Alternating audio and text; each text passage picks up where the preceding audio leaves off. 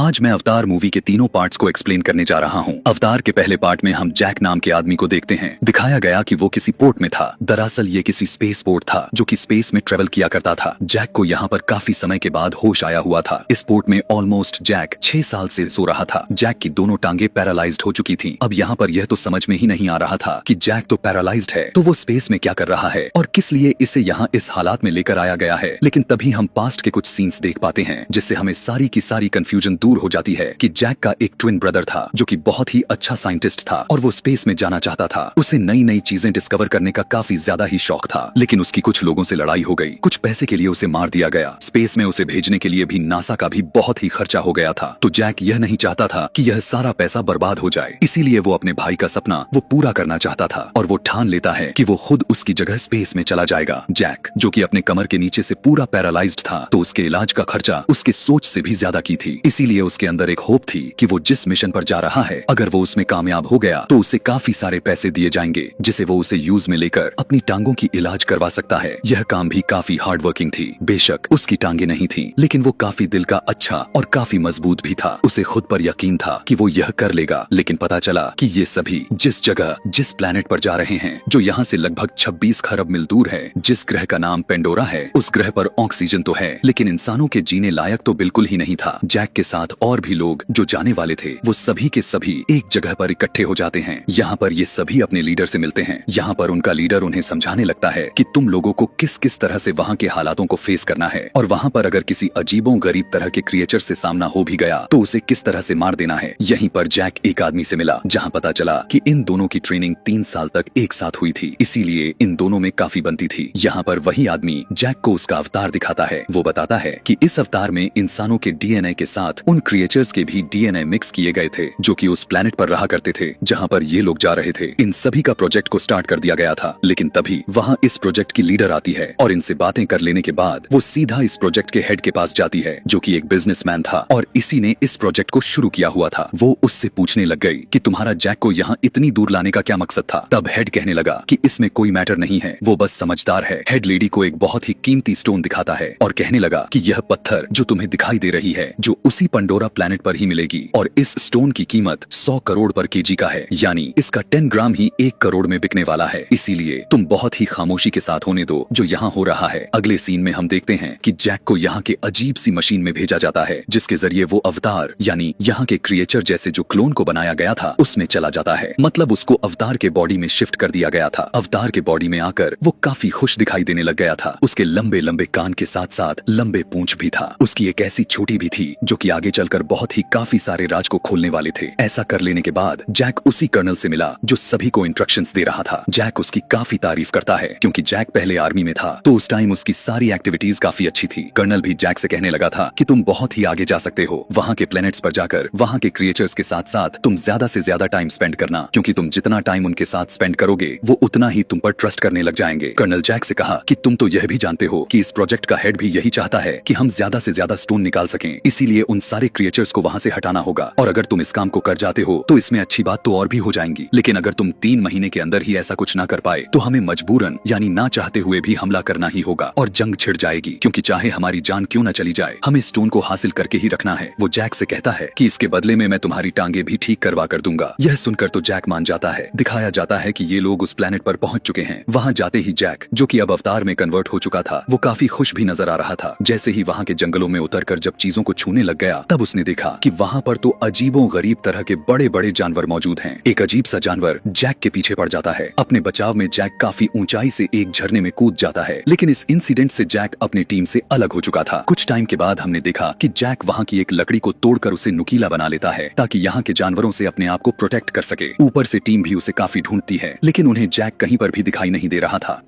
Jack की पूरी team यह सोचकर वापस जाने का फैसला करते हैं कि यह प्लेनेट काफी खतरनाक है और हो सकता है कि जैक अब तक मारा गया हो, लेकिन जैक तो जंगल में घात लगा रहा था। तभी हम देखते हैं कि जैक के क्लोन की तरह ही कोई फीमेल उसे देख रही थी। दरअसल यह लेडी इसी प्लेनेट की क्रिएचर थी जिसका नाम नेत्री था। वो जैक को तीर चलाकर मारने ही वाली थी कि तभी उसके तीर पर एक फूल जैसा कुछ क्रिएचर आकर बैठ जाता है। यह देखने के बाद वो अपना डिसीजन फौरन से चेंज करते हुए वहाँ से चली जाती है। अब जैसे ही रात हुआ तो जैक के पीछे यहाँ इस पेंडोरा ग्रह के काफी खतरनाक तरह तरह के क्रिएचर पड़ जाते हैं और उसे अटैक करने के लिए आगे बढ़ने लग गए। लेकिन जैक अपने बचाव में मशाल जलाते हुए उनसे लड़ने की कोशिश करने लग जाता है कि तभी वहाँ पर नेत्री आकर उसे बचाने लग गई। लेकिन इस दौरान भी वहाँ के कुछ जानवर भी मारे जाते हैं, जिस बात को लेकर नेत्री को गुस्सा आ जाता है। कहने लगी कि मुझे तुम्हें बचाने के चक्कर में मैंने जानवर को मार दिए। तब जैक कहा कि तो इसमें गुस्सा करने वाली बात क्या है, अगर तुम्हें अपने जानवरों की इतनी ही फिक्र ही थी तो मुझे भी बचाया ही ना होती। लेकिन अभी भी नेत्री में गुस्से कहने लग गई कि तुम अभी बच्चे हो। जवाब में जैक अपने रहन सहन को उसकी अपनी स्किल को सिखाने के लिए कहता है आखिर इन जानवरों से कैसे लड़ा जाता है। अभी इन दोनों में बातचीत चल ही रही थी कि वहाँ पर बहुत सारे उड़ने वाले क्रिएचर उसके बॉडी पर आकर बैठ गए, जो पिछली बार नेत्री के तीर पर बैठे हुए थे। नेत्री यहाँ के इस कबीले के सरदार की बेटी थी, इसीलिए वो जैक को अपने कबीले के पास लेकर जाती है। जैक को देखते ही कबीले के लोग उसे मारने की कोशिश करते हैं, लेकिन नेत्री उन्हें रोकने लग गई। तब यहाँ उसकी बातें एक दूसरे क्रिएचर को अच्छी नहीं लगती। यह वही क्रिएचर था जो कि आगे चलकर इस कबीले का सरदार बनने वाला था। लेकिन नेत्री की माँ, जो कि वहाँ की रानी थी, वो नेत्री से कहने लग गई कि तुम्हें मैं इजाजत देती हूँ, तुम जैक को चीजें सिखा सकती हो। इधर इंसानों के बेस पर हम देखते हैं कि असल दुनिया में जैक की आंख खुलती है, यानी उसी पोर्ट में जिसके जरिए वो अपने बनाए गए क्लोन में जाता था। अभी जब उसकी होश यहाँ पर आई हुई है, इसका मतलब उस कबीले के बीच जैक का क्लोन रात में नींद पूरी कर रहा है। यहाँ पर जैक बताता है कि मैं उन लोगों का ट्रस्ट जीतने के लिए अपना पहला स्टेप तो पार कर लिया हूँ, जिसे सुनकर सभी काफी खुश हो जाते हैं। इस कहानी को थोड़ा और आगे ले जाकर दिखाया गया कि अब नेत्री इसी तरह से जैक को काफी सारे स्किल्स सिखाने लग जाती है, जैसे कि घोड़ों को कैसे चलाया जाता है। कुछ टाइम के बाद इस प्रोजेक्ट की लीडर को देखते हैं, जो कि अपनी टीम को लेकर एक जगह पर आ जाती है, जहाँ पर इनका पहले से ही एक छोटा सा सीक्रेट कैबिन बनाया गया था। अब क्योंकि यह कैबिन ऐसी जगह पर मौजूद था जहाँ के बड़े बड़े पहाड़ ऊपर हवा में उड़ रहे थे, जबकि यहाँ पर बहुत ही चार्मिंग व्यू हो चुका था। कबीले के अंदर जैक की ट्रेनिंग धीरे धीरे आगे की तरफ बढ़ती रहती है। देखते ही देखते जैक की काफी अच्छी ट्रेनिंग हो चुकी थी। जैक यहाँ की लैंग्वेज, उनकी बातों को कैसे बोला जाता है, सब कुछ धीरे धीरे सीख जाता है। घोड़ों की सवारी करना, वहाँ पर शिकार कैसे किया जाता है, और सबसे बड़ी बात तो वो यह सीख लिया था कि यहाँ के नेचर से कैसे प्यार किया जाता है। यह सारा कुछ उसने सीख लिया था। अब उड़ते हुए पहाड़ों के जरिए नेत्री जैक को एक ऐसी जगह पर लेकर जाती है जहाँ पर वो एक बहुत ही बड़े उड़ने वाले क्रिएचर से मिलवाती है। नेत्री यहाँ पर उसे बताने लग गई कि इन पंछियों में एक खास बात है, वो ये है कि ये लोग अपना राइडर को खुद ही चुनाव करते हैं और सारी जिंदगी उसी के साथ सिंसियर रहते हैं। यह क्रिएचर उसी को लेकर हमेशा उड़ता रहता है, उसके अलावा किसी की बात नहीं मानता। लेकिन खतरों वाली बात तो ये है कि उसके चुनाव के दौरान तुम्हें अपने आप को काफी बचाना होगा। उड़ने वाला परिंदा अपने प्रोटेक्शन में तुम्हें मार भी सकता है। देखते हैं कि बहुत ही हिम्मत करके जैक उस एक परिंदे के ऊपर चढ़ गया था और अपनी छोटी को उसके छोटी में मिलाकर उसके ऊपर चढ़ जाता है और बहुत ही आसानी से उड़ने लग जाता है। नेत्री भी अपने परिंदे के साथ उड़ रही थी। दोनों यहाँ पर काफी एंजॉय करते हुए दिखाई दे रहे थे। आगे जा ही रहे थे कि तभी इनके पीछे एक खौफनाक परिंदा पड़ जाता है, जो वो इन्हें मारने की कोशिश करने लग गया। दोनों भागने लग गए। काफी कोशिश के बाद दोनों उस परिंदे को हराकर उससे अपनी जान बचा लेते हैं। नीचे कबीले में आकर नेत्री जैक को बताने लग गई कि यह मेरे दादा परदादा की सवारी हुआ करती थी। इस पर सवारी करना बहुत ही मुश्किल है। इसके बारे में यह भी माना जाता है कि यह दुखों को खत्म कर सकता है और प्रॉस्पेरिटी ला सकता है। ऐसे ही करते करते जैक को यहाँ इस कबीले पर आते जाते 3 महीने बीत चुके थे। एक दिन कर्नल उसे अपने पास बुलाकर कहने लग गया कि जो काम मैंने तुम्हें कहा हुआ था, लगता है कि तुम भूल रहे हो। जवाब में जैक कहने लग गया कि नहीं, ऐसी बात नहीं है, मैं नहीं भूला, बस कल की बात है। वहाँ पर उनका एक इवेंट है जिसमें सारे लोग मुझे एक्सेप्ट कर लेंगे, यानी मैं भी उनका हिस्सा बन जाऊंगा। तब कर्नल कहा कि अगर तुम ऐसा ना कर सके तो मैं तुम्हें वापस जमीन पर भेज दूंगा। जैक कहने लगा कि आपको फिक्र करने की जरूरत नहीं है, मैं कल उनको उस जगह से किसी दूसरी जगह पर शिफ्ट कर दूंगा। कबीले के अंदर इवेंट का दिन भी आ जाता है, जिसमें सभी लोग, यानी इस पेंडोरा ग्रह पर रहने वाले सारे क्रिएचर्स जो इंसानों की तरह दिखते थे, जैक को अपने ग्रुप में शामिल कर लेते हैं।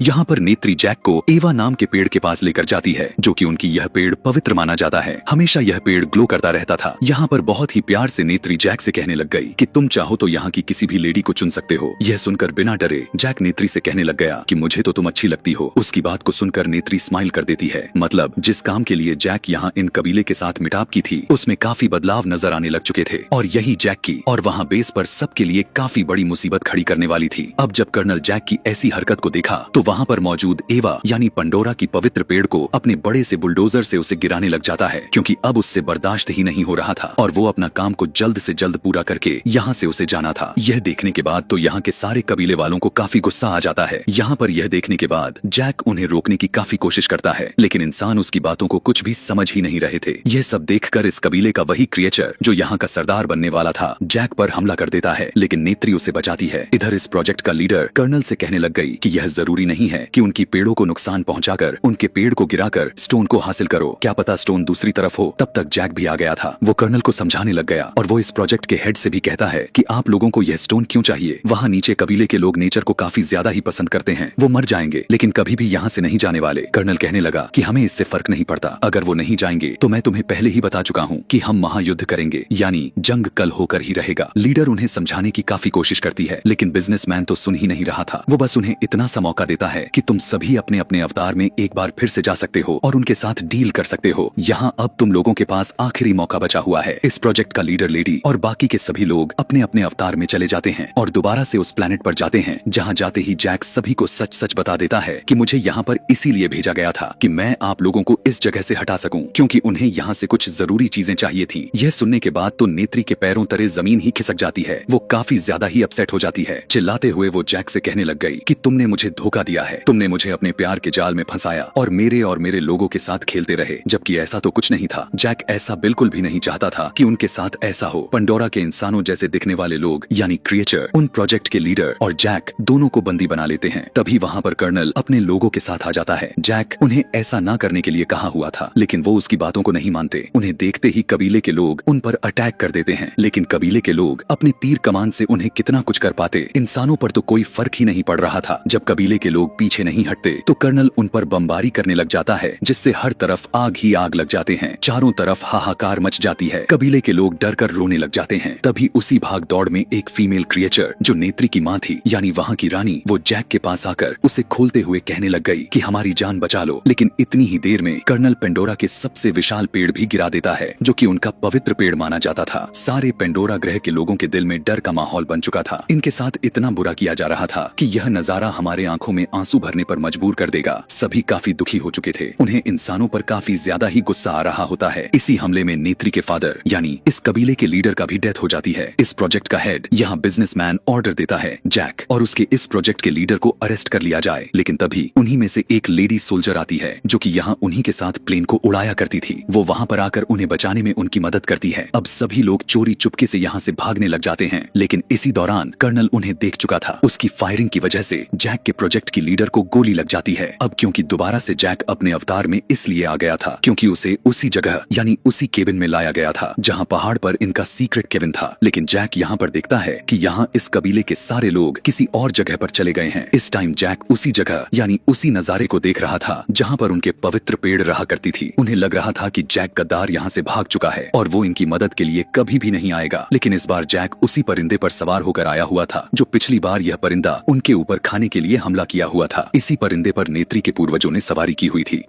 और इन लोगों का यही मानना था कि जो इस परिंदे पर सवारी करेगा वो यहाँ पर प्रॉस्पेरिटी ला सकेगा। ऐसा होता हुआ देखकर सभी जैक पर काफी खुश हो जाते हैं और उन्हें अब जैक पर विश्वास होने लग गया था। उन्हें पता चल चुका था कि जैक हमसे दूर नहीं भागा था, बल्कि अब वो तो हमारी मदद करने के लिए आ चुका है। यह देखकर नेत्री भी जैक के लिए काफी खुश हो जाती है। जैक यहाँ पर अपना प्रस्ताव रखते हुए कहने लगा कि मेरे एक साथी जख्मी हो चुकी है, क्या उसे बचाने का कोई तरीका है? तब वो उसे यह बताने लगे कि हाँ, अगर वो इस अवतार यानी तुम लोगों के बनाए गए क्लोन में वापस आ जाए तो चांसेस हैं कि वो बच सकती है, क्योंकि हमारी एवा माँ हमारी पुकार जरूर सुनेंगी। यहाँ पर सभी अपने एवा माँ से प्रे करने लग जाते हैं, लेकिन इसके बावजूद भी वो चाहकर भी उसकी जान नहीं बचा पाते और उसकी डेथ हो जाती है। तब अब जैक काफी गुस्से में आकर यहाँ इस कबीले में ऐलान कर देता है कि अब हम सारे मिलकर कर्नल के खिलाफ लड़ाई करेंगे और कबीले के सारे लोग उसकी बातों को एक्सेप्ट कर लेते हैं। इधर अब कर्नल की हवा टाइट हो चुकी थी क्योंकि उसे कहीं ना कहीं डर सताए जा रहा था, क्योंकि उनकी तादाद काफी ज्यादा हो चुकी थी। लेकिन जैक के लिए दिक्कत वाली बात यह था कि कर्नल के पास बहुत ही बड़े बड़े जंगी जहाज और एडवांस वेपन्स भी मौजूद थे, लेकिन वहीं जैक और कबीले के लोगों के पास सिर्फ तीर कमान के अलावा कुछ भी नहीं था। लेकिन जैक इस बात पर इतना ध्यान नहीं देता क्योंकि वो इस प्लेनेट को अच्छी तरह से जान चुका था कि यहाँ के नेचर आपस में मिले हुए हैं, इसीलिए वो बिना पीछे हटे उनसे मुकाबला करके ही रहेगा। जैक उसी एवा मां ट्री के पास जाता है और वो उनसे कहने लगा कि प्लीज आप हमारी मदद करने की कोशिश करें। माना कि मेरी गलती है कि मैं यहाँ कुछ और ही इरादे से आया हुआ था, लेकिन अब मैं इस धरती का एक हिस्सा हूँ क्योंकि मैं यहाँ के लोगों को ऐसे ही मरने नहीं देना चाहता। इधर कर्नल अपना हमला बड़े बड़े जहाजों के साथ कर दिया था। दिखाया गया कि वो भी अब गुस्से से पागल होकर अपने साथ पूरे आर्मी को ही लेकर आ चुका था। वो सबसे पहला शूट उसी पेड़ यानी पवित्र पेड़ की तरफ करने का फैसला किया था, लेकिन इससे पहले ही इस प्लेनेट के क्रिएचर्स आ जाते हैं जिन्होंने अपने घोड़े को तैयार किया हुआ था। जैक भी उसी परिंदे पर सवार हो चुका था। इन सभी के पास तीर कमान था जिससे कर्नल के लोगों पर हमला तो कर रहे थे, लेकिन अभी भी कर्नल के लोग इनके ऊपर भारी पड़ रहे थे क्योंकि उनके पास एडवांस वेपन्स और स्किल्स से उन्हें दबाया जा रहा था। लेकिन ऊपर उड़ने वाले क्रिएचर्स में काफी ज्यादा मात्रा में स्ट्रेंथ थी क्योंकि ये अपने विल पावर को सबसे आगे रखते थे। लेकिन कर्नल अब वहाँ पर काफी सारे क्रिएचर्स पर अटैक करने लग गया था। तभी वहाँ से वो फाइटर पायलट आती है, लेकिन इससे पहले कि वो जैक को बचा पाती, कर्नल उस पर भी फायरिंग शुरू कर देता है, जिसकी वजह से नेत्री का सवारी यानी उसका परिंदा इंजर्ड हो जाता है। यहाँ पर अब खून की बारिश होने लग चुकी थी, काफी सारी तबाही हो चुका था। इसी फायरिंग की वजह से इस कबीले का नया सरदार भी मारा जाता है जो जैक का मजाक उड़ाया करता था। अब कर्नल का टारगेट उसी पवित्र पेड़ पर था क्योंकि उस पेड़ पर हमला करके इन लोगों पर कंट्रोल करना चाहता था। जंगल के अंदर नेत्री भी काफी घबराई हुई थी, लेकिन यहाँ भी इस पहले की कर्नल इस दूसरे वाले पवित्र पेड़ यानी माँ एवा पर हमला कर पाता। जैक की लगाई गई एवा माँ के सामने पुकार कबूल हो जाती है, यानी एवा माँ उसकी विनती को स्वीकार कर ली थी। जो अब यहाँ पर काफी सारे बड़े बड़े परिंदे आने लग जाते हैं जिन पर गोलियों का कोई भी असर नहीं हो रहा था। नीचे जंगल में भी बहुत सारे तरह तरह के छुपे हुए जानवर निकल कर बाहर आ जाते हैं जो सीधा इंसानों पर हमला कर देते हैं। यहाँ पर अब पूरा का पूरा तख्त ही पलट चुका था। इंसानों के दिलों में अब डर का माहौल बन चुका था। जिस जहाज से ये लोग उस पवित्र पेड़ पर हमला करने वाले थे, जैक उस जहाज के इंजन में एक्सप्लोजन कर देता है जिससे वो जहाज ही पूरा का पूरा डिस्ट्रॉय हो जाता है और पेड़ को बचा लिया था। इसके बाद जैक गुस्से से पागल हो चुका था और वो अब कर्नल के जहाज के साथ वही किया और उसकी जहाज को डिस्ट्रॉय कर दिया। लेकिन बहुत ही कॉन्फिडेंस से कर्नल उस रोबोट के साथ जहाज से सीधा नीचे जंप कर देता है, लेकिन जैक पेड़ों के सहारे बच चुका था। तभी कर्नल को वही कैबिन नजर आ गया जिसमें जैक अपने पोर्ट में सोकर अपने क्लोन के अंदर गया हुआ है। इसीलिए वो सोचता है कि इस पर ही वो हमला करके जैक का किस्सा ही खत्म कर देगा। वो ऐसा अभी कर ही पाता कि वहाँ पर नेत्री भी आ जाती है। वो एक क्रिएचर के साथ कर्नल से काफी तगड़ी फाइट करने लग जाती है, लेकिन कर्नल उस क्रिएचर जानवर को ही मार देता है कि तभी वहाँ पर जैक आ जाता है।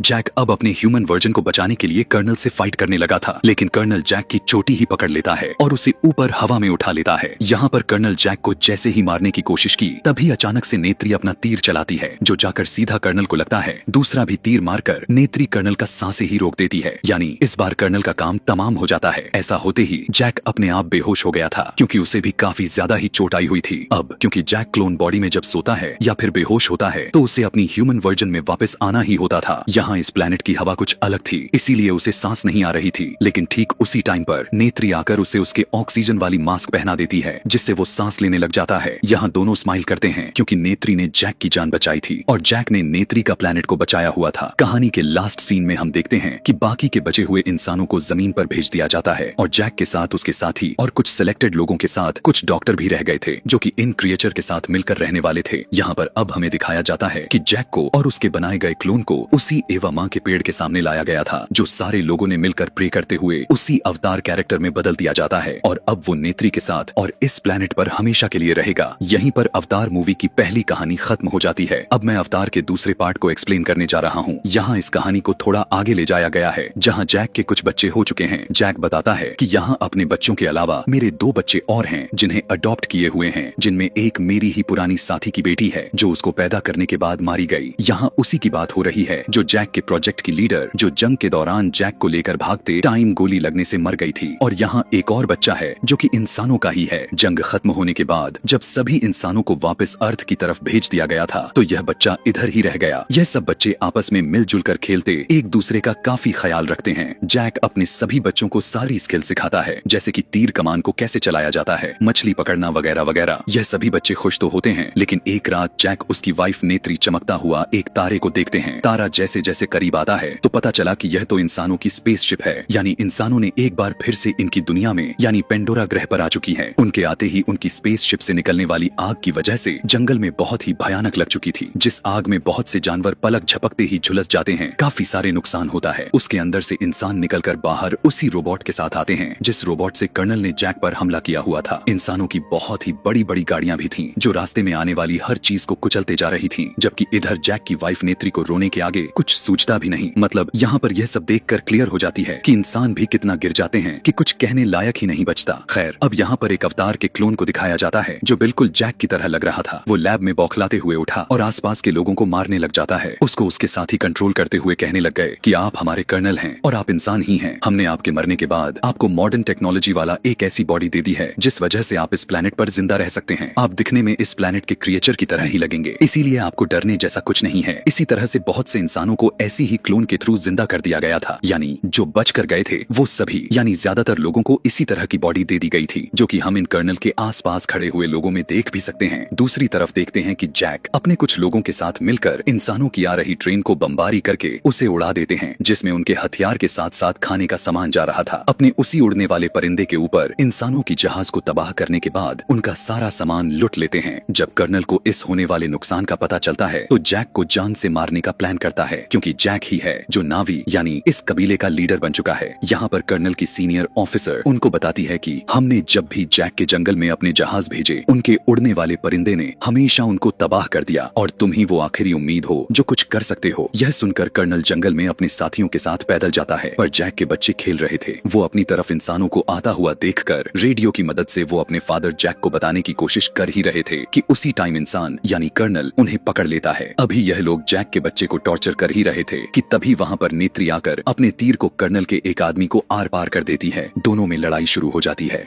नेत्री अपने बाकी बच्चों को तो बचा लेती है, लेकिन कर्नल उस बच्चे को उठाकर अपने साथ ले जाता है जो इंसान ही था। नेत्री अपने बच्चों को लेकर परेशान ही थी कि जैक कहता है हमें इस जंगल को छोड़कर जाना होगा, कर्नल अब मुझे मारने के लिए यहाँ जरूर आएगा। अब क्योंकि यहाँ जैक को पता था कि कर्नल को उसी के जैसा एक क्लोन बना दिया गया और उसकी सारी यादों को शुरू में एक चिप की मदद से उसे दे दिया गया था, और अब क्योंकि वो दोबारा से आया हुआ है तो वो मुझे मारना चाहता है, इसीलिए मैं तुम और हमारी बच्चे यहाँ से चले गए। तो हम अपने बाकी कबीले के लोगों की जान बचाना है, क्योंकि जिस बच्चे को कर्नल साथ ले गया है वो बहुत ही जल्द उन्हें हमारी लोकेशन बता देगा कि हम कहाँ रहते हैं और इंसान यहाँ तक पहुँच जाएंगे। नेत्री यहाँ से जाना तो नहीं चाह रही थी, लेकिन उसके अपने कबीले के लोगों की जान का सवाल था, इसीलिए वो मान जाती है। दूसरी तरफ इंसान जैक के एडॉप्ट किए बच्चे को टॉर्चर करके उसके घर का पता पूछ रहे होते हैं, लेकिन काफी समझदार बच्चा था, इसीलिए वो उसे कुछ भी बताने से साफ मना कर देता है। तभी कर्नल आकर उस मशीन को रोकता है जिससे बच्चे को टॉर्चर किए जा रहा था और कहने लगा कि यह इंसान है तो हम इंसानों की तरह बात करेंगे। कर्नल उसकी तरफ दोस्ती का हाथ बढ़ाकर बताने लगा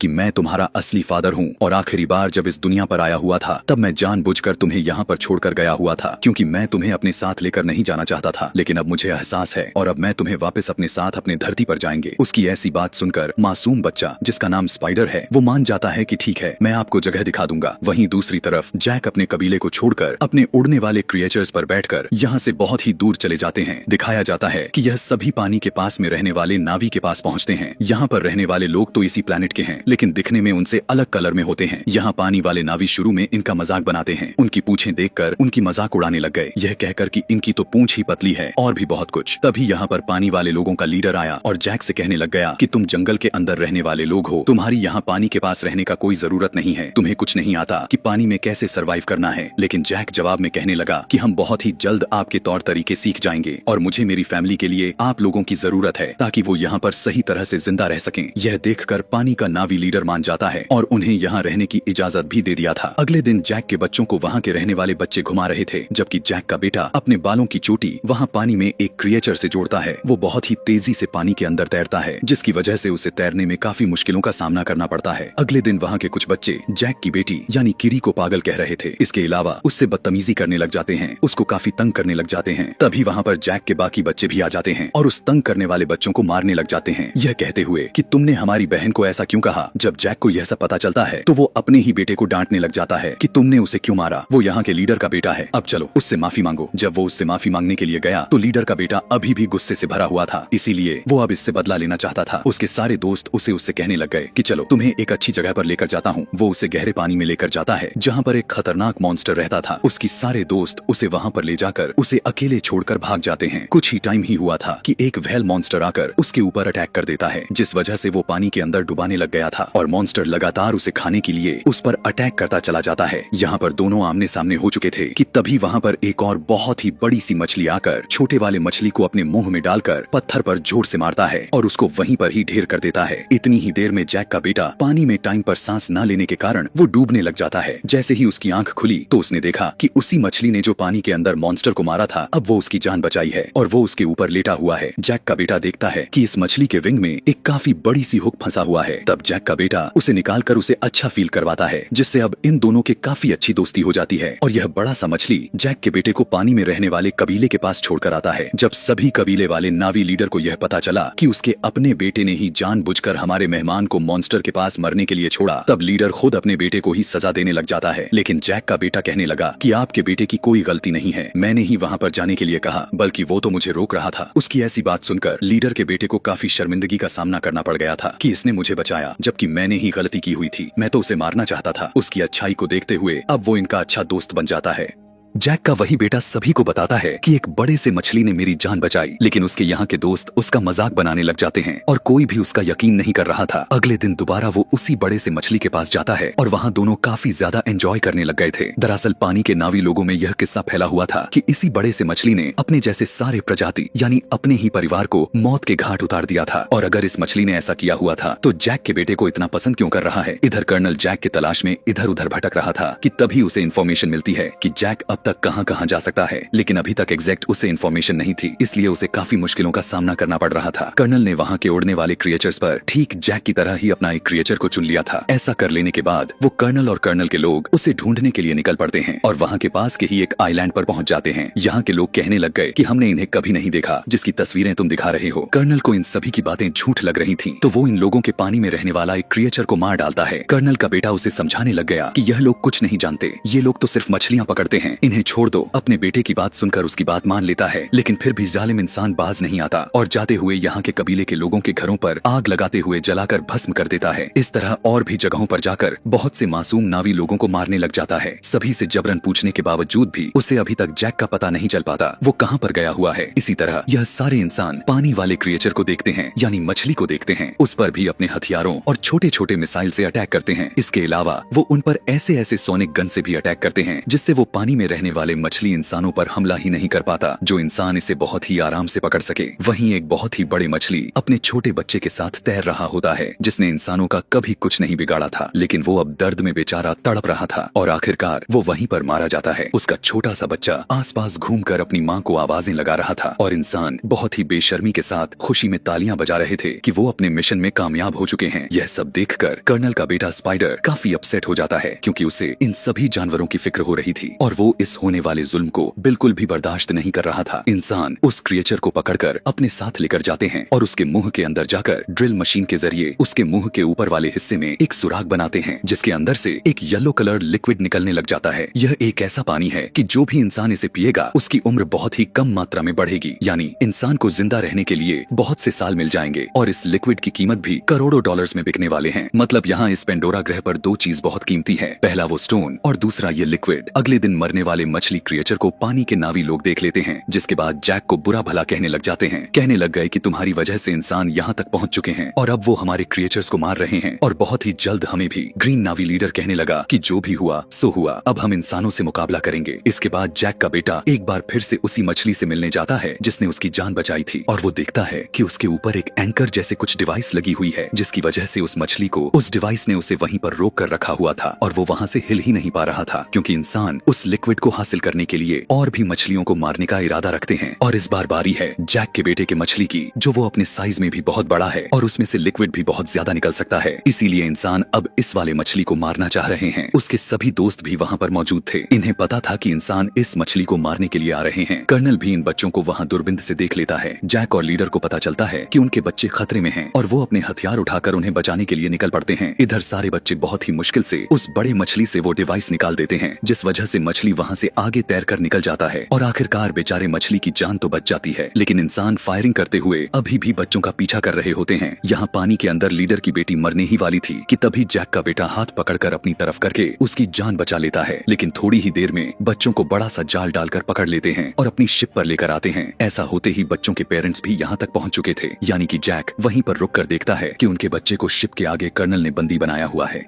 कर्नल कहने लगा कि अगर तुम अपने बच्चों की जान बचाना चाहते हो तो शिप पर तुम सिर्फ अकेले ही आओगे। तब जैक अकेले जाने का डिसाइड करता है। तभी जैक के बेटे का सबसे बड़ा मछली दोस्त पानी के नीचे से एकदम अचानक ऊपर आकर इनके शिप पर चढ़ जाता है और अपने हाथों और पूंछ से वहां खड़े इंसानों को मारने लग जाता है और हर चीज तबाह करने लग जाता है। यह देखकर जैक और लीडर के लोगों को भी मौका मिल जाता है कि वो इंसानों पर हमला कर दें और वो सारे लोग शिप की तरफ बढ़ने लग जाते हैं। इंसानों और इन सभी नावी लोगों के बीच एक घमासान फाइट छिड़ जाती है। बहुत सारे इंसान भी मौत के घाट उतर जाते हैं और कुछ नावी लोग भी। और वो पानी वाला क्रिएचर जो जैक के बेटे का दोस्त था, वो इंसानों के शिप के ऊपर से छलांग लगाकर उन्हीं के लोहे की रस्सी से इन्हें दबाकर मार देता है। जैक भी इंसानों का मुकाबला करते हुए बच्चों के पास आकर उनको वहाँ से छुड़वा लेता है। कुछ बच्चे अपने अडॉप्टेड इंसानी भाई जैसे स्पाइडर को भी ढूंढ लेते हैं और वहाँ से भगाते हुए अपनी जान बचाने की कोशिश करने लग जाते हैं। लेकिन उसी भाग दौड़ में जैक के बड़े बेटे को गोली लगने की वजह से उसकी मौत हो जाती है। यह सब देखने के बाद तो उसकी माँ पूरी तरह से टूट जाती है और चिल्ला चिल्ला कर रोने लग जाती है। लेकिन इधर जैक के दो बच्चे को फिर से कर्नल ने पकड़ लिए हुए हैं और वो लोग इंतजार कर रहे थे कि जैक इन्हें बचाने के लिए जरूर आएगा और इसी मौके को देखते हुए हम उसे मार डालेंगे। जैक वहाँ बहुत ही खामोशी से आकर धमाका करते हुए उस शिप का हुलिया ही बदल कर रख देता है। चारों तरफ आग ही आग हो गए थे, बहुत सारे इंसान भी मारे गए थे। उसकी वाइफ तो अब काफी ज्यादा ही गुस्से में आ चुकी थी। वो अब रुकने का नाम ही नहीं ले रही थी। अपने तीर से ऐसे ऐसे तरीके से मारती है कि इंसान वहीं कांप उठते हैं और एक इंसान को इतना बुरी तरह से मारती है कि वहीं पर मर जाता है। यहाँ पर जैक की वाइफ नेत्री बिल्कुल पागल सा हो गई थी क्योंकि उसने अभी अभी अपने सबसे प्यारा बेटा को खोया था। मौका देखते हुए कर्नल जैक की बेटी किरी के ऊपर चाकू रखकर उन सभी को हथियार डालने को कहने लगा था, लेकिन उसी दौरान जैक की वाइफ वहां आकर कर्नल की ही बेटे यानी स्पाइडर पर ही चाकू रख लेती है। यह देखते हुए कर्नल को जैक की बेटी को छोड़ना पड़ जाता है। अब फाइनली कर्नल और जैक के बीच हाथों से लड़ाई होने लग जाती है। काफी घमासान लड़ाई करते हुए बहुत ही मुश्किलों के बाद जैक पानी के अंदर कर्नल का गला अपने हाथों में दबाकर उसे वहीं पर मार देता है और आखिरकार यह जालिम कर्नल पानी में ही डूबने लग जाता है। लेकिन कर्नल का बेटा डूबने से बचाकर उसे पानी से ऊपर लेकर आता है क्योंकि बाप तो बाप ही होता है। जब कर्नल कहता है कि बेटा मेरे साथ चलो, तुम यहाँ पर जिंदा नहीं रह सकते, तब वो उस पर गुस्सा करते हुए अपनी फैमिली के पास चला जाता है, यानी कि जैक के पास। और स्पाइडर को देखकर जैक की फैमिली भी बहुत खुश होती है और उसको पहले की तरह ही प्यार करने लग जाती है। आखिर में जैक ने अपने बड़े बेटे जो गोली लगने की वजह से मारा गया था उसे पानी के अंदर दफन कर देता है और उसे यहाँ पर उसकी सारी पुरानी यादें याद आने लग जाती हैं कि मेरा बेटा जो आज मरा है उसे मैंने हाथों में कैसे उठाया था जब वो पैदा हुआ था और आज मैंने अपने ही हाथों से उसे दफन भी कर रहा हूँ। इस अवतार की कहानी यानी अवतार पार्ट 2 भी यहीं पर खत्म हो जाती है और अब मैं इसके लास्ट पार्ट यानी अवतार 3 को भी एक्सप्लेन करने जा रहा हूँ। तो मूवी की शुरुआत लुआक से हुआ जो इस वक्त पानी के अंदर ट्री ऑफ सोल्स के पास बैठा हुआ है। यह जैक का वही बेटा है जिसकी दोस्ती उस बड़े से मछली से हुआ था। वो यहाँ पर अपनी आंखें बंद किया था और ट्री ऑफ सोल्स की हेल्प से अपनी मरे हुए भाई की सोल के साथ जुड़ जाता है। यह दोनों भाई मिलकर यहाँ खेलने लग गए और अचानक से लुआक के भाई को एहसास हुआ कि वो असल दुनिया में है ही नहीं बल्कि वो तो अपने मरे हुए भाई के साथ किसी और ही दुनिया में खेल रहा है। लुआक के भाई को एहसास होता है कि उसके भाई को सच्चाई के बारे में पता चल गई है, तो वो उसे कहने लगा कि मेरी ही गलती थी, मैं स्पाइडर को बचाते बचाते तुम्हें बचा ना सका। उसकी ऐसी बात को सुनते ही लुआक का भाई उदास हो जाता है, लेकिन फिर अपने भाई से कहने लगा कि तुम्हें उदास नहीं होना चाहिए, स्पाइडर को बचाकर तुमने ज्यादा अच्छा काम किया है। हम तो ट्री ऑफ सोल्स की मदद से कभी भी मिल सकते हैं, बात कर सकते हैं, मगर स्पाइडर तो इंसान है, अगर वो मर जाता तो तुम उससे कभी भी बात ना कर पाते। यहाँ पर हमें यह एहसास हुआ था कि अवतार की यह जो अजीब सी दुनिया है पेंडोरा, इस दुनिया के अंदर हर चीज आपस में बहुत ही ज्यादा मात्रा में कनेक्टेड है। जो भी अवतार मरता है वो यहीं की मिट्टी और पानी का हिस्सा बन जाता है और कभी भी वो अपनों से दूर नहीं जाता। खैर सीन कट हुआ और हमें जैक को दिखाया गया। जैक अपने कबीले का लीडर है और इस टाइम वो समुद्र की गहराई में जा जाकर तबाह हुई इंसानों के शिप के अंदर से बहुत सारी गन्स और एक्सप्लोसिव्स निकालने में लगा हुआ है। जैक को यह जरूर पता है कि उसका दुश्मन दोबारा हमला जरूर करेंगे और इनके पास जो हथियार हैं वो इतने एडवांस नहीं जो इंसानों जैसे चालाक क्रिएचर्स का मुकाबला कर सकें। इन्हें इंसानों से लड़ने के लिए इंसानों जैसे ही हथियार चाहिए थे। बहुत सारे हथियार को इकट्ठा करके जैसे ही वो कबीले में वापस आया तो कबीले के लोग उसकी ऐसी काम से उस पर नाराज हो जाते हैं। कबीले के लोगों को लगता है कि यह हथियार बस अवतार को ही नुकसान पहुंचा सकते हैं।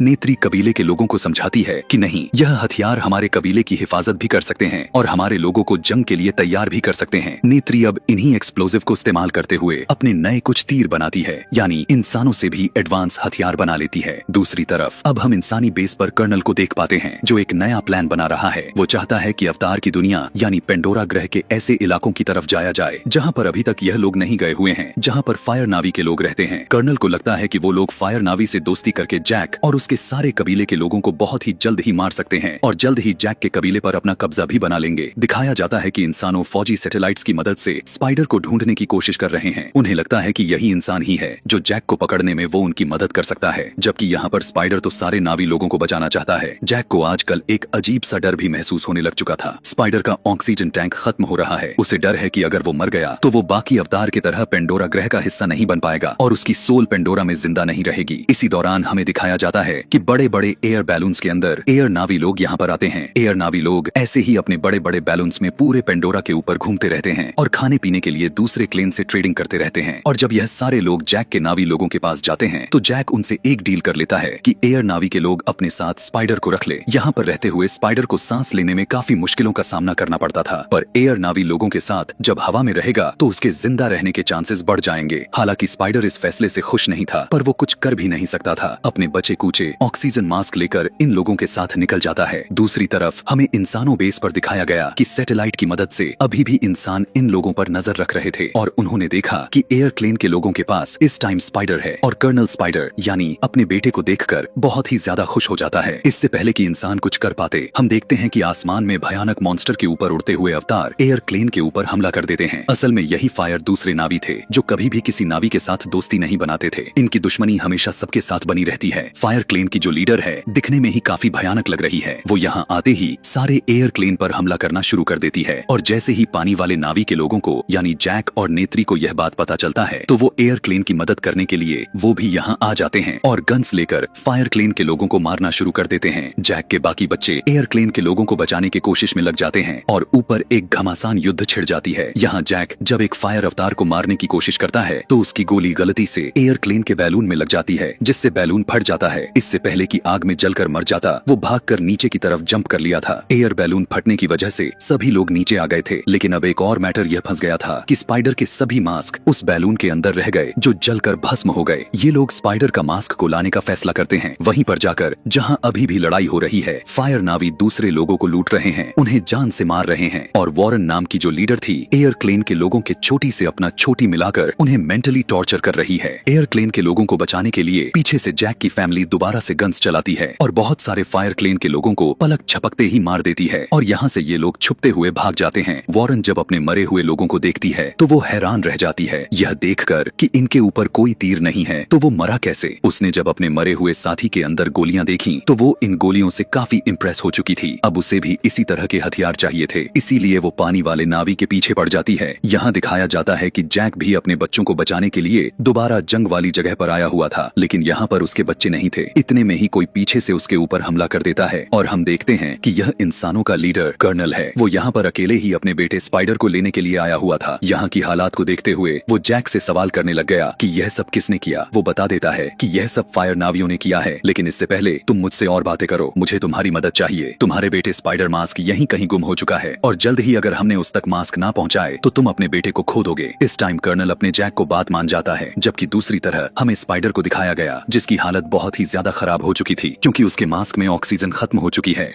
लुआक उसे उठाकर यहाँ से भागने में लग चुका था, लेकिन उसके कोशिश का कोई फायदा नहीं था कि तभी लुआक की बहन किरी को एकदम अचानक से अजीबो गरीब तरह के कुछ विजन आने लग गए थे और वो लुआक से स्पाइडर को नीचे रखने को कहती है। फिर वो अपने बालों को ट्री ऑफ सोल्स के साथ जोड़ लेती है और उसके माइंड में कोई उसे कुछ बताने लग जाता है। उनकी बातों को फॉलो करते हुए वो स्पाइडर को एक बिज खिला देती है, जिसकी वजह से स्पाइडर की बॉडी अब अवतार की बॉडी में कन्वर्ट होने लग चुकी थी और अब वो इस पेंडोरा यानी इस अवतार वाली दुनिया में बिना मास्क के सांस ले सकता था। सभी लोग लुआक की बहन पर बहुत ही ज्यादा हैरान होते हैं हैं कि उसने यह सब आखिर कैसे कर लिया। तब वो बताने लग गई कि शायद मेरे माइंड में माँ एवा ने कुछ ऐसा ही करने को कहा था। खैर, इस टाइम ये लोग बहुत ही ज्यादा खुश थे और एक दूसरे के गले लग रहे थे, लेकिन तभी फायर नावी लोग इनके पीछे आ जाते हैं और अपने फायर से इनके ऊपर हमला कर देते हैं। वॉरेन यानी उनकी लीडर भी उनके साथ ही आई थी और वो स्पाइडर को यहाँ पेंडोरा के एनवायरनमेंट में सांस लेता हुआ देखकर हैरान हो जाती है। तब किरी कहने लग गई कि यह सब माँ एवा की वजह से हुआ है। यह बात सुनकर वॉरेन को गुस्सा आ जाता है और वो उस लड़की से कहती है कि अगर मैं इसका गला काट दूं तो क्या तब भी तुम्हारी माँ एवा इसे बचाने के लिए आएंगी। ऐसा वो करके बस वो पानी वाले नावी के लोगों को निछा दिखाना चाहती थी, इससे पहले कि अब वो स्पाइडर को कोई नुकसान पहुंचा पाती। यहाँ पर कर्नल के साथ जैक आ जाता है। जैक और उसके बाकी के लोग फायर नावी के लोगों से लड़ने लग जाते हैं, जबकि कर्नल पीछे से वॉरेन को पकड़ लेता है। वॉरेन अपने छोटी से कर्नल के दिमाग पर कब्जा करने की कोशिश तो करती है, लेकिन कर्नल मेंटली काफी स्ट्रांग था और वो अपने आप को उसके कब्जे से छुड़वा लेता है और इस तरह वॉरेन कर्नल से इम्प्रेस हो जाती है। कर्नल से बातें करते हुए उसके गन को कैसे चलाते हैं उससे पूछने लग जाती है। कर्नल के बताने से वो गन चलाना भी सीख लेती है, जिसके बाद वो और उसका क्लेन यहाँ पर जश्न मनाने लग जाते हैं। असल में वो जीत जो गई थी, पानी नावी वाले काफी सारे लोगों को उसने कब्जे में लिया हुआ था, जबकि यहाँ पर हमें नेत्री को दिखाया गया जो जख्मी थी और उसके लोग उसे अब रेस्क्यू करने में लगे हुए थे। पानी वाले नावी जो यहाँ पर कैदी बने हुए थे वो देखते हैं कि वॉरेन एक बहुत ही अजीब लीडर है। अपने लोगों को अपने पावर से एक खास तरह की ड्रग्स देती रहती है, जिससे उसके लोग मदहोश होकर उसी की पूजा करते रहते हैं। ये अजीब चीजें देखते हुए पानी वाले नावी के लोगों को यही सही मौका लगने लगा था। किरी यहाँ पर अपने बालों को ट्री ऑफ सोल्स के साथ मिला लेती है और ट्री ऑफ सोल्स के जरिए यहाँ के सभी पौधों से कनेक्टेड होकर वो पौधों के स्पाइक से इन सभी फायर नावी के लोगों के ऊपर हमला करवा देती है। पौधे की स्पाइक यानी कांटे तीरों की तरह फायर नावी के लोगों के अंदर घुसकर उन्हें जख्मी कर देती है और जब वो लोग तड़प रहे थे तब पानी के नावी बचकर यहाँ से भाग निकलते हैं। दूसरे सीन में हमें दिखाया जाता है कि जैक की पूरी फैमिली के पास कर्नल आता है और उससे डिमांड करता है कि तुम मेरे बेटे को मुझे वापस दे दो। तब जैक कहता है कि मैं ऐसा नहीं कर सकता, क्योंकि तुम्हारा बेटा ही खुद तुम्हारे दुनिया में जाना ही नहीं चाहता। अब तो वो हमारी दुनिया में सांस भी ले पा रहा है और यह सब कैसे हुआ है मैं नहीं जानता। यह सारे हमारे दुनिया के ही तो चमत्कार हैं। खैर, इस टाइम कर्नल अपने बेटे के लिए खुश तो था कि कम से कम वो जिंदा था और यहाँ पर अच्छी तरीके से सांस भी ले रहा था। यहाँ पर नेत्री भी अपना इलाज कराकर अपने फैमिली के पास वापस आ जाती है और उसके साथ गए हुए सभी लोग स्पाइडर को बिना मास्क के सांस लेता हुआ देखकर बहुत ही ज्यादा खुश हो जाते हैं। हम देखते हैं कि कर्नल भी इंसानों के पास वापस आ जाता है। कर्नल चाहता है कि वो जैक की पूरी फैमिली को मार दे और साथ ही साथ अपने बेटे स्पाइडर को भी यहाँ अपने बेस पर लेकर आए, लेकिन वो जिन इंसान साइंटिस्ट के साथ मिला हुआ है वो इस टाइम सिर्फ स्पाइडर को ही हासिल करना चाहते हैं ताकि उसके ऊपर एक्सपेरिमेंट्स कर सकें कि आखिर वो बिना मास्क के कैसे सांस ले पा रहा है। दूसरी तरफ अब जैक स्पाइडर को लेकर अपने वो साइंटिस्ट दिखाए गए जो उनके साथ ही यहाँ पेंडोरा पर रह गए थे। जैक साइंटिस्ट से पूछता है कि क्या स्पाइडर पहले जैसे हो सकता है। साइंटिस्ट स्कैन करके बताने लग गए कि माँ एवा ने उसकी बॉडी में ठीक अवतार वाली चीजें डाल दी हुई हैं और अब अगर उसकी बॉडी को चेंज की गई तो वो शायद मर जाएगा। दिखाया गया कि स्पाइडर के सर में उसी तरह की चोटी आ चुकी थी जिस चोटी के जरिए अवतार अपने आप को पेंडोरा यानी अपनी दुनिया से जोड़ा करते थे। इधर दिखाया जाता है कि किरी यहाँ पर बहुत ही ज्यादा हैरान हो चुकी थी कि आखिर वो यह सब कैसे कर पा रही थी। हालांकि माँ एवा का कुछ अच्छा सिग्नल या निशान था भी नहीं। वो बहुत ही ज्यादा परेशान हो जाती है तो यहाँ उसके अपने लोग उसे सच्चाई बताने के लिए तैयार हो जाते हैं। उस बच्ची को बताया जाता है कि तुम्हारी मॉम दरअसल एक इंसान थी और उन्हें गोली लग चुका था, मरने के कगार पर पहुंच चुकी थी, इसीलिए उन्हें बचाने के लिए उनकी सोल को अवतार वाली के बॉडी में डाल दिया गया, लेकिन फिर भी वो पूरी तरह से अवतार नहीं बन पाई थी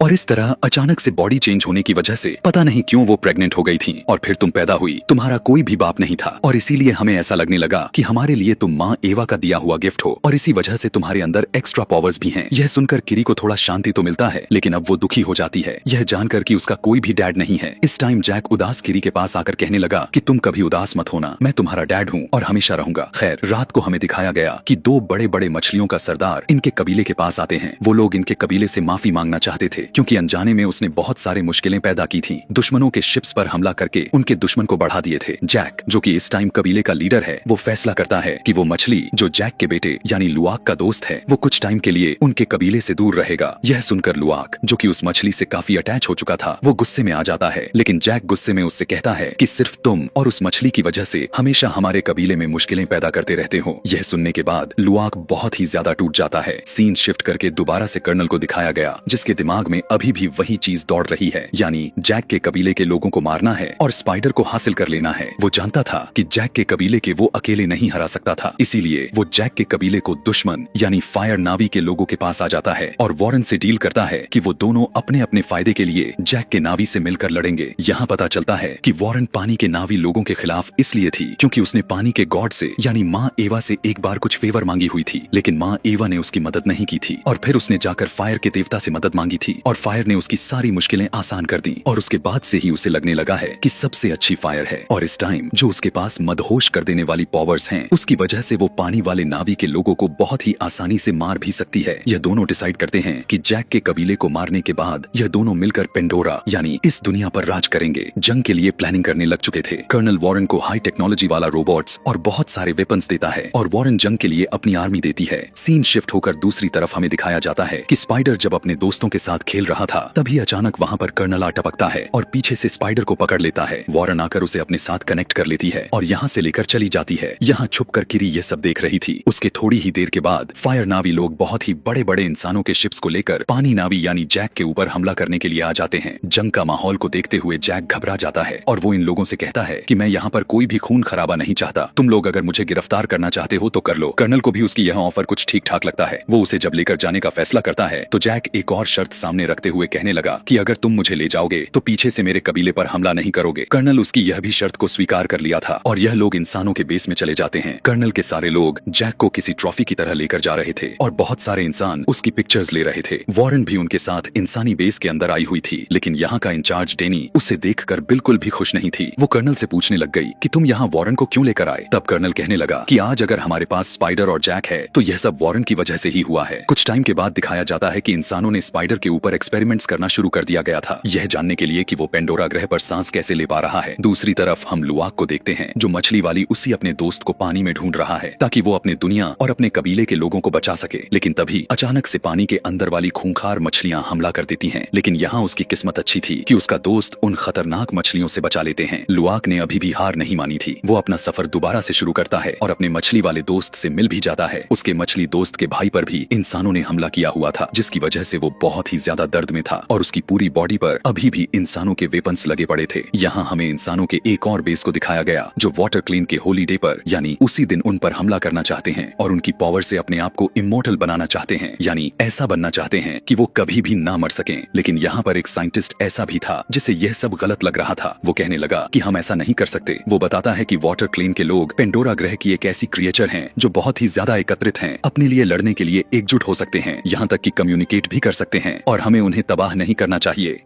दूसरी तरफ अब हमें नेत्री को दिखाया जाता है जो जैक और स्पाइडर को बचाने के लिए इंसान के बेस के बाहर आ चुकी है और दूसरी तरफ स्पाइडर भी अपने आप को एक्सपेरिमेंट रूम से बचते बचाते हुए बाहर निकल आया है। सीसीटीवी में गार्ड्स उसे देख भी लेते हैं लेकिन उस पर अटैक नहीं कर पाते क्योंकि साइंटिस्ट ने उस पर अटैक करने से मना किया हुआ था क्योंकि स्पाइडर पर काफी सारे एक्सपेरिमेंट्स होना बाकी थे। इतने में हम देखते हैं कि नेत्री ने जैक को बचा लिया था और अब वो जैक और स्पाइडर को लेकर अपने कबीले पर वापस आ जाती है। यहाँ पर जैक नेत्री से कहने लगा कि तुम सही कहती थी, इंसान स्पाइडर को एक्सपेरिमेंट्स करके और भी लोगों को उसी के जैसे बना देंगे जिससे इंसान अपना यहाँ हुकूमत बनाने लग जाएंगे, इसीलिए अब हमें उसे मार ही देना चाहिए। वो कहता है कि अभी भी देर नहीं हुई, मैं स्पाइडर को मार दूंगा और उन लोगों को यहाँ रहने का जरिया ही खत्म कर दूंगा क्योंकि इंसान तब तक बाज नहीं आएंगे जब तक वो यह न जान ले कि इंसान पेंडोरा पर किस तरह से सांस लेते हैं और उन्हें इस बारे में पता चल गया तो इंसान हम लोगों को मारकर खुद पेंडोरा ग्रह पर बस जाएंगे और जिस तरह उन्होंने अर्थ को खराब किए हैं इसी तरह उन्होंने पेंडोरा को भी बर्बाद करके रख देंगे। अब जैक जब स्पाइडर को मारने की कोशिश की तो थी लेकिन वो ऐसा कर नहीं पाया क्योंकि उसके सीने में एक बाप का दिल धड़क रहा था। उसने स्पाइडर को अपने बच्चों की तरह पाला था। खैर इस टाइम पर अभी भी इन्हें एक बहुत बड़ा खतरा का सामना करना था। वो जानते थे कि इंसान यहाँ पर कभी भी स्पाइडर को हासिल करने के लिए फिर से आएंगे। इंसानों से वो अकेले लड़ नहीं सकते थे, इसीलिए जैक मदद मांगने के लिए एयर क्लेन के पास जाता है और उन्हें बताता है कि इंसान इस दुनिया पर यानी इस ग्रह पेंडोरा पर अटैक करके इस पर कब्जा करना चाहते हैं और पेंडोरा को बचाने के लिए उन्हें मिलकर लड़ना होगा। इसीलिए एयर क्लेन के लोग भी तैयार हो जाते हैं। एयर क्लेन के लोगों के मानने के बावजूद भी जैक को अभी भी लग रहा था कि वे इंसानों से नहीं जीत पाएंगे। इसीलिए जैक अब पेंडोरा ग्रह के सभी बड़े बड़े मछलियों से भी मदद लेने का फैसला करता है। मगर मछलियों के सरदार इस टाइम कोई भी किसी भी तरह का जंग नहीं चाहते थे। वो जंग लड़ने के लिए इनकार कर देते हैं। लेकिन तभी यहाँ पर लुआक का दोस्त जो मछली था वो अपने जख्मी भाई को लेकर आ जाता है जिसके ऊपर इंसानों ने हमला किया हुआ था। वो अपने मछलियों के सरदार को समझाने लगा कि अगर हमने इनका साथ ना दिया और इंसानों को खत्म ना किया तो इंसान हमें ही मार डालेंगे और इस तरह पेंडोरा के सारी बड़े बड़े मछली जैक के जंग का हिस्सा बन जाते हैं। दिखाया गया कि इंसान इंसान अब अपने बड़े बड़े शिप लेकर और अपने एयरक्राफ्ट्स लेकर इस दुनिया पर अटैक करने के लिए निकल पड़े हैं। पानी में वो तेजी से अवतारों की तरफ बढ़ने लग चुके थे और उन पर हमला कर रहे थे। ऊपर एयरप्लेन वाले इंसानों से लड़ने लग चुके थे, लेकिन फिर भी इंसान अपने वेपन्स की वजह से इन पर भारी पड़ रहे थे। देखते ही देखते यहाँ का पूरा माहौल ही खराब होने लग चुका था। लेकिन तभी वहाँ पर वही बड़े बड़े मछलियाँ पहुँच जाते हैं जो आकर सीधा अटैक करते हुए बड़े बड़े जहाजों को डुबाने लग जाते हैं। कुछ देर के लिए ऐसा लगने लगा था कि अवतार की जीत होने वाली है, लेकिन ऐसा कहाँ होने वाला था। वजह यह थी कि कर्नल गद्दारी कर जाता है और फायर नावी के लोगों को इन सब में शामिल कर लेता है। अब फायर नावी के लोग भी एयर नावी और पानी वाले नावी के लोगों से लड़ने लग चुके थे और इसी वजह से अब सिचुएशन काफी बुरी तरह से बिगड़ चुकी थी। यहाँ दिखाया जाता है कि किरी, जिसने पहले भी पेंडोरा के गॉड यानी माँ एवा से मदद मांगी थी, वो दोबारा माँ एवा से मदद मांगने के लिए पानी के अंदर चली जाती है और स्पाइडर भी उसी के पीछे जाता है। पानी के नीचे ये दोनों अपने छोटी को ट्री ऑफ सोल्स से अटैच हो जाते हैं और फिर माँ एवा से बात करने की कोशिश करने लग जाते हैं। और यहाँ पर पहली झलक माँ एवा को दिखाया जाता है। ऊपर दिखाया गया कि जंग करते हुए पेंडोरा के लोगों का बहुत ही बुरा हाल हो रहा था। नेत्री यहाँ पर एक औरत को देखती है जो प्रेग्नेंट थी और उसके पास एक बेटी पैदा होती है, जिसके बाद पैदा करने वाली अवतार मर जाती है और मरने से पहले नेत्री से कहकर जाती है कि तुम मेरी बेटी का ख्याल रखना। इतने में हमें दिखाया जाता है कि कर्नल और उसके पूरे ग्रुप की नजर नेत्री पर पड़ जाती है और वो नेत्री को काबू में ले लेते हैं। नेत्री को बचाने के लिए यहाँ पर स्पाइडर आ जाता है और कहता है, मैं जानता हूँ कि तुम्हें मेरी जरूरत है, इसीलिए तुम मुझे ले लो और नेत्री को जाने दो। इन्हीं बातों के दौरान स्पाइडर धोखे से इन लोगों पर अटैक कर देता है। जैक भी आ चुका था और अब इन लोगों के बीच लड़ाई शुरू हो चुकी थी। इनकी लड़ाई अब काफी ज्यादा ही इंटेंस हो चुकी थी। इसी लड़ाई में लड़ते लड़ते स्पाइडर नीचे आग की तरफ गिरने ही वाला था। स्पाइडर को नीचे गिरता हुआ देखकर जैक के साथ साथ कर्नल भी तड़प उठा था, क्योंकि स्पाइडर का असली बाप कोई और नहीं बल्कि कर्नल ही था, जबकि जैक स्पाइडर को पाला हुआ था। यह दोनों मिलकर उसे बचा लेते हैं और तभी कर्नल के आसपास सारे अवतार इकट्ठे हो जाते हैं। नेत्री कर्नल को मारना चाहती थी, क्योंकि कर्नल एक अवतार होकर अवतारों से ही गद्दारी कर रहा था और इंसानों के साथ मिलकर इतना बड़ा कांड किया था। इस टाइम कर्नल को भी अपनी गलती का एहसास था, इसीलिए नेत्री के हाथों दोबारा मरने से पहले वो खुद ही आग में छलांग लगा देता है और अपनी जान दे देता है। यहाँ पर हम देख पाते हैं कि सभी मॉन्स्टर्स भी इंसानों के ऊपर हमला कर करके उन्हें खा जाते हैं और बची कुची आर्मी सोल्जर्स यहाँ से भाग जाते हैं और इस तरह अवतार अपने ग्रह को, दुनिया को बचाने में कामयाब हो जाते हैं। फाइनली अब ये लोग इस पेंडोरा दुनिया में आसानी से खुलकर जी सकते थे। मूवी के पोस्ट क्रेडिट सीन में हमें दिखाया जाता है कि स्पाइडर सभी अवतार के साथ मिलकर मूवी के स्टार्ट के साथ दिखाने वाले ट्री ऑफ सोल्स के साथ कनेक्टेड हैं और इसी ट्री ऑफ सोल्स के जरिए वो अपनी मरी हुई फैमिली से, अपनी मरी हुई मॉम से और बाकी सभी मरे हुए अवतार से मिल रहा है। ये लोग यहाँ पर एक साथ बहुत ही ज्यादा खुश हैं। इससे यहाँ यह पता चलता है कि पेंडोरा ग्रह पर जिस भी जीवित लोगों की जान जाती है उन्हें माँ एवा अपने पास बुला लेती हैं। यानी इस ग्रह पर कोई नहीं मरता, बल्कि वो मरने के बाद भी हमेशा के लिए जिंदा ही रहता है। और इसी सीन को दिखाते हुए अवतार के तीनों पार्ट्स खत्म हो जाते हैं। ऐसे ही और भी मजेदार से भरे हुए अलग दुनिया देखने के लिए और कहानी के बारे में जानने के लिए नीचे कॉमेंट में नेक्स्ट लिखें।